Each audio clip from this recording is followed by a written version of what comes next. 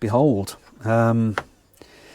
you can see the amount of workmanship that goes into something like this. I mean, you know, this would be on one chip now.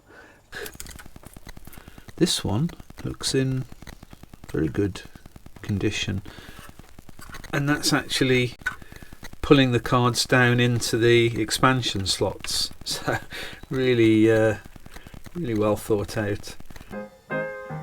That sounds really good, actually. Okay, I'm surprised.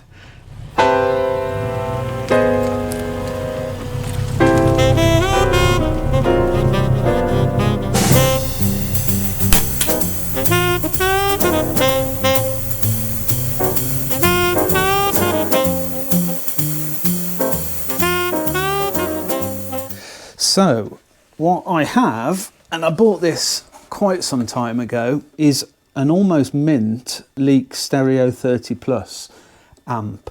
I'm not going to do a full rebuild or anything, just make it serviceable and safe. So first thing today, let's get in the workshop and have a look at this.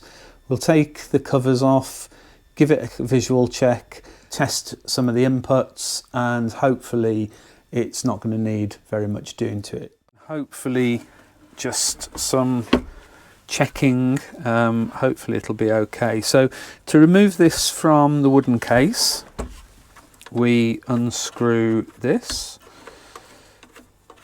Leek seem to reuse the case sizes, so they're not all the same. I think there were two different sizes of this smaller case.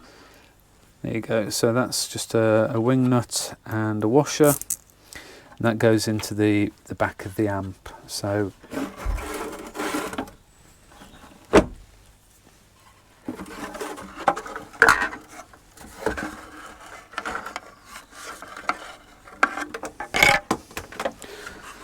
okay, so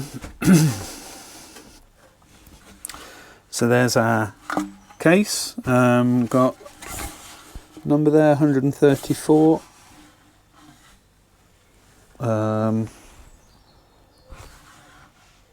Yeah, there's 134 there as well. Don't know what that means, but anyway, you can see inside. Well, you can't really see, but it's plywood. It's made from. So it's lasted pretty well and in very good condition.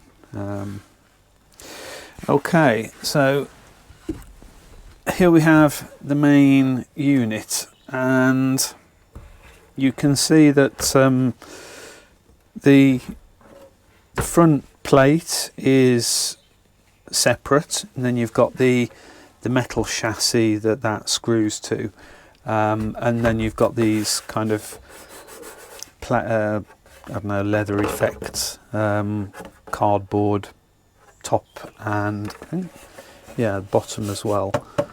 So top and bottom are just cardboard, because obviously if it's in the wooden case, if you bought this like this on its own, then obviously, well, not obviously, but the idea was that you could mount it into a panel like a radiogram or something like that, and so that was an option as well, to buy it just like this. So let's just remove the top and bottom, and then we'll have a bit of a look at what's what.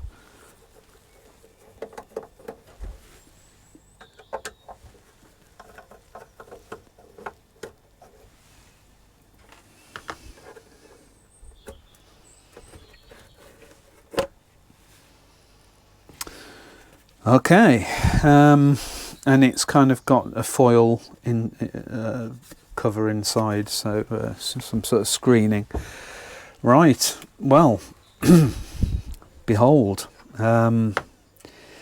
you can see the amount of workmanship that goes into something like this. I mean, you know, this would be on one chip now. Just incredible to think that all of this has been, you know, hand soldered.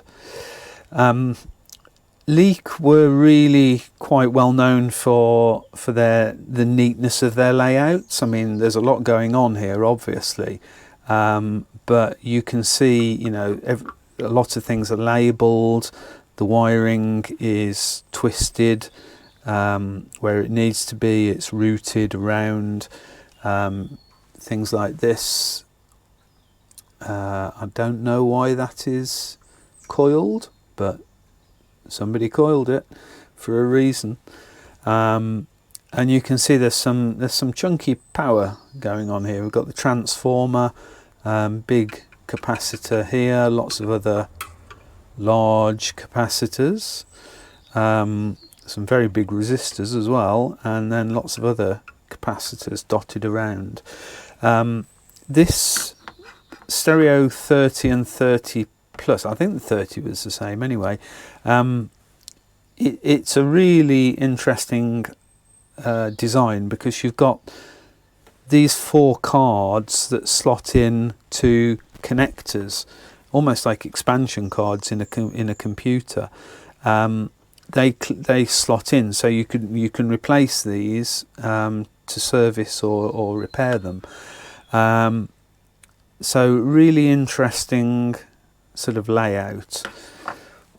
What I'll just show is, you can see PCBs here laid out again very neatly.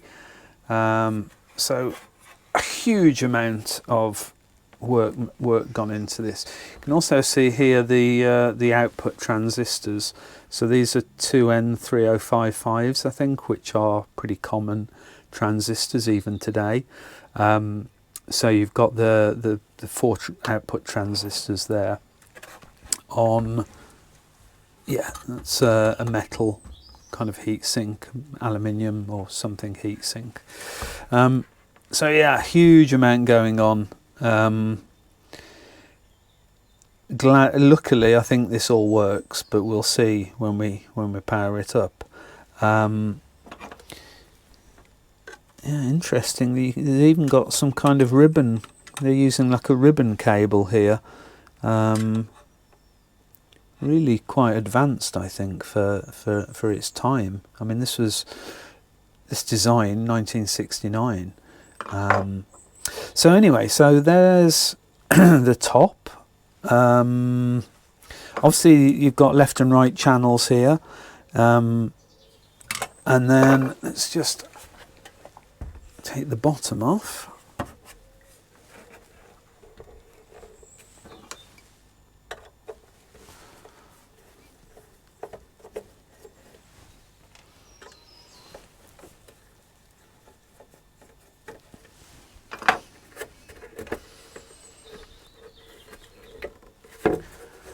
See, this has barely been opened. Oh, blimey.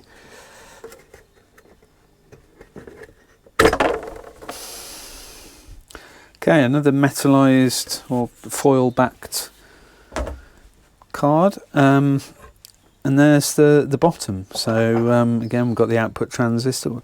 Oh, okay, this is the heat sink for the transistors. So a huge piece of aluminium, anodized black, I guess, to dissipate. So yeah, so you know, not so much to see from this side, but you can just see the size of everything. It's really impressive, and it looks as though, you know, all the potentiometers are still shiny. Nothing is really tarnished, so I think this has been, you know, it hasn't been stuck in a damp attic or anything. I think this has been really well looked after, which bodes well. So there you go. There is the Stereo 30. So my plan with this is I'm going to do a bit of a more detailed visual inspection, especially of these capacitors, just to check there's nothing obviously, you know, bulging or swollen or leaking or anything like that. I can't see anything at the moment that looks problematic, but I will do a more careful inspection. I'm just going to really give it a bit of a dust. I mean, There's not a lot hopefully needs doing to this. I'll just check all the mains connections. Again, I think they're probably okay, but I will check, and then we'll power it up and try some different inputs. Okay, so to start with, I'm just taking the knobs off. They're just a grub screw on the back, so they come off easily, and I'm just going to give the front fascia a bit of a clean. So I'm just going to use a wipe. I'm not going to use anything else, and just gently try and clean this. I'll give the knobs, I might put them in, give them a bit of a brush with a gentle brush and washing up liquid. So some of these knobs are a bit stiff, so what I think I'm going to do is just put a little drop of oil on the shaft, very little. This is a really lightweight oil. Let's have a quick look, a bit more detail inside. So I'm just going to give things a little gentle blow with a air duster. I've looked over the capacitors, and I'll do some close-ups of those. I can't actually see any that are leaking. Certainly if we look, this one looks in very good condition. There's no bulging or leaking or anything that I can see, so that looks very good. What I might do, aside from I'm going to put some switch cleaner in the switches. These potentiometers can be a bit problematic. I'm not going to touch them until we find out if everything's okay. I'm just going to put some switch cleaner in the potentiometers once I've put the knobs back on. And then the other thing I just want to do, and this is really, I hadn't appreciated how this works. So this, I thought this was just to label the cards, left and right channels. Actually, this is spring mounted on, I don't know if you can see that, there's a big spring there, and that's actually pulling the cards down into the expansion slots. So really really well thought out. But what I might do is take these out one by one and put some contact cleaner in there. The back of the board looks fairly tarnished, as you'd expect.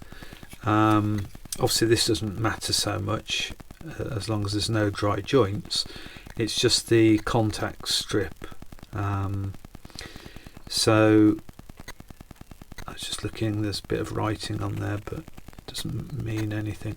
Anyway, so I'm just going to clean the contacts for each of these boards. Just had to deal with a little bit of oxidation. So the speaker terminals were a little bit loose actually as well. So I've just nipped them up.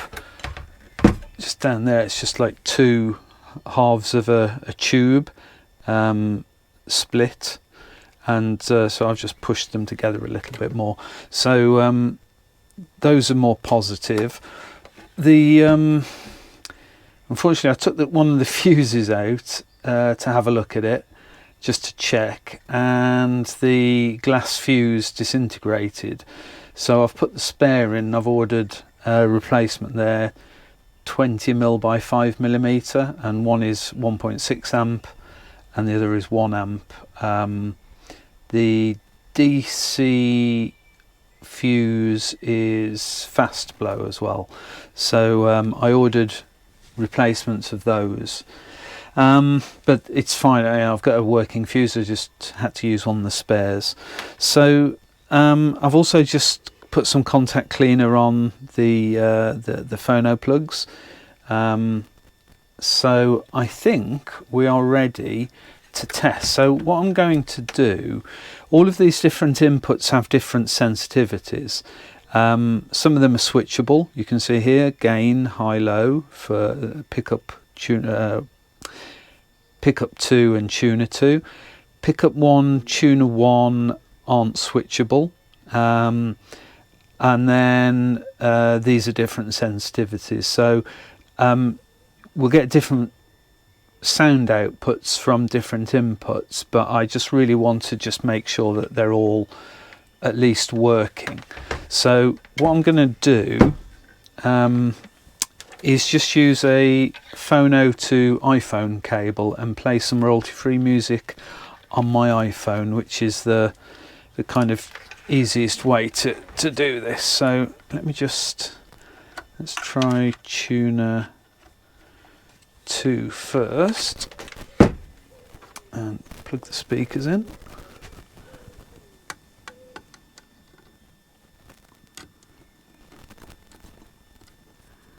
All the way around.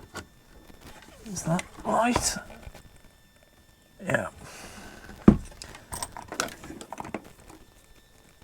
And then that's left. Okay, so they're more positive now. Right, so let's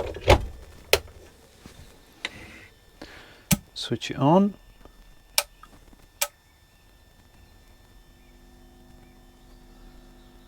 Okay. So yeah, there you go, that hum's gone. I think we're on, yeah, tuner 2 input on the input selector. So let's play some royalty-free music.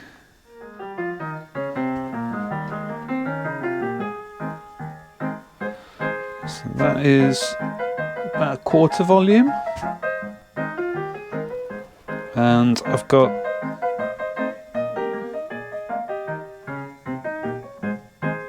that's bass fully up. That's treble. Obviously, listening through the microphone, you're not going to hear very good sound, but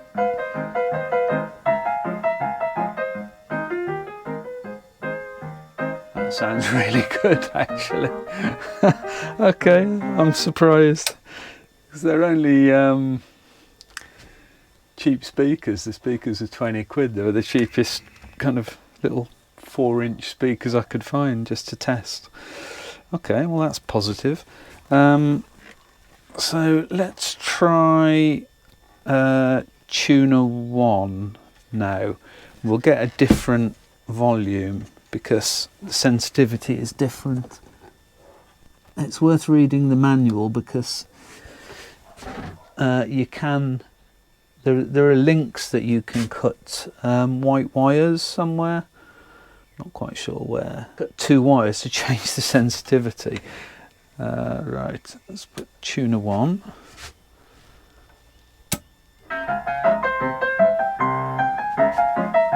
Okay, yeah, that seems more sensitive.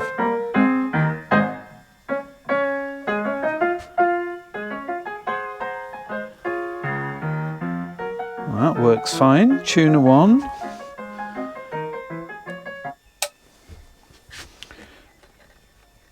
Then, so we've got tuner 1, tuner 2, replay.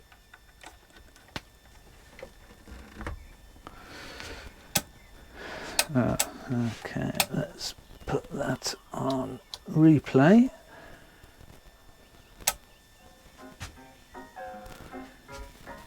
Yeah, that's significantly quieter, different sensitivity on that input.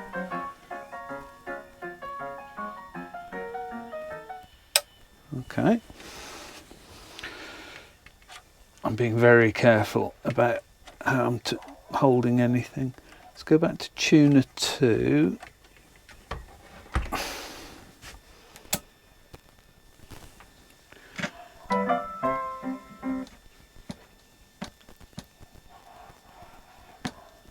I did clean this selector, so there's not much noise there.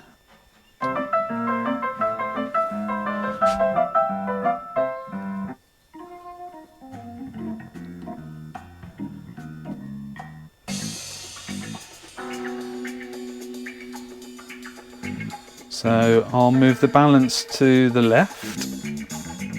Oh, that way. And that way. Obviously that's not going to come through on a mono mic. But the important thing is that the levels are the same, and there's no, you know, one channel doesn't have more bass or treble. They sound the same.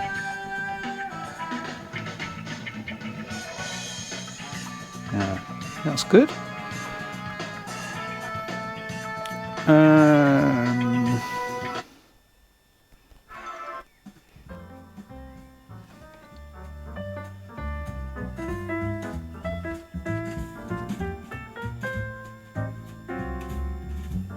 Wow, that sounds really good.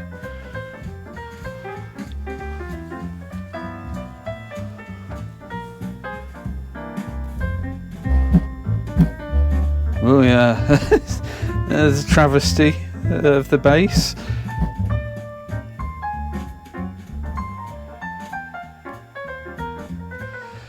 Okay, so here's the case. I've just gave it a little wipe, and then I've just put some teak oil on, Danish oil on, just to revive the wood slightly. So it looks very smart.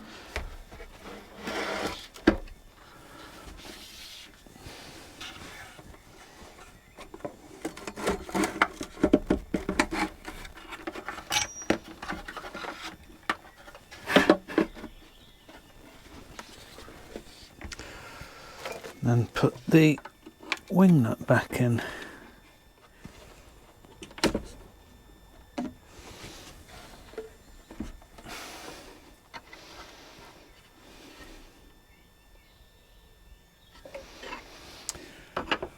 Okay, that is it. All done. Very easy thing. Only took a couple of hours. Looks very smart. Bit of dust on everything, but it's all clean. All the potentiometers and switch and switches and the connectors on the back have been cleaned, and little things like tightening up connectors. But other than that, all the capacitors look fine. It sounds great. So I'm not going to do anything else to this. It's electrically safe as well. So yeah, for now I'm not going to do anything to this. I'm just going to use it. I can't really do a lot with it until I sort out the leak speakers. So I think the next thing in the hi-fi saga will be restoring the Leaks mini sandwich speakers. And then I can use the Garoid SP25, this and the Leak speakers, and at least play some music. So if you don't want to miss out, please do subscribe. Also give a thumbs up if you like this sort of thing, and I will see you in the next video.